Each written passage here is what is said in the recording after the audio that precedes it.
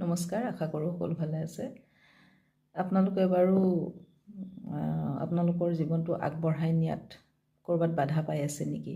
আপোনালোকে কাম কৰি আছে, কিন্তু সেই কামৰ পৰা কোনো ধৰণৰ উন্নতি কৰিব পৰা নাই, পইচা পাতি আহে, আপোনালোকে পইচা পাতি ৰাখিব পৰা নাই, এনেকুৱা ধৰণৰ কিবা ছিটুৱেশ্যন আপোনালোকৰ লাইফত হৈ আছে নেকি?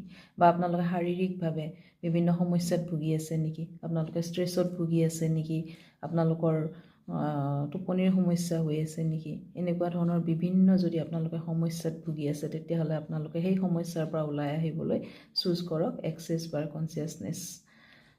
এক্সেছ বাৰ কনচিয়াছনেছ লোৱাৰ পাছত আপোনালোকে ছেছনেই লওক বা শিককেই, যিকোনো লোৱাৰ পাছত আপোনালোকে এই সমস্যাবিলাকৰ পৰা আপোনালোকে ওলাই আহিবলৈ পাৰিব। আপোনালোকৰ সন্মুখত নিউ পচিবিলিটিছ, নিউ অপৰচুনিটিছ আহিব, আৰু আপোনালোকৰ লাইফত যি বাধা পাই আছে সেই বাধাবিলাকৰ পৰা আপোনালোকে আঁতৰি ওলাই আহিব পাৰিব। গতিকে চুজ কৰক আপোনালোকৰ সন্মুখত সুন্দৰ এটা মডেলিটি এক্সেছ বাৰ আছে, আপোনালোকে চুজ কৰিলেই হ'ল। চুজ কৰিলে তাৰ পৰা ওলাই আহি আপোনালোকে এটা নতুন জীৱনত ভৰি দিবলৈ সক্ষম হ'ব। মোৰ যদি হৈছে আপোনালোকৰো হ'ব নিশ্চয়।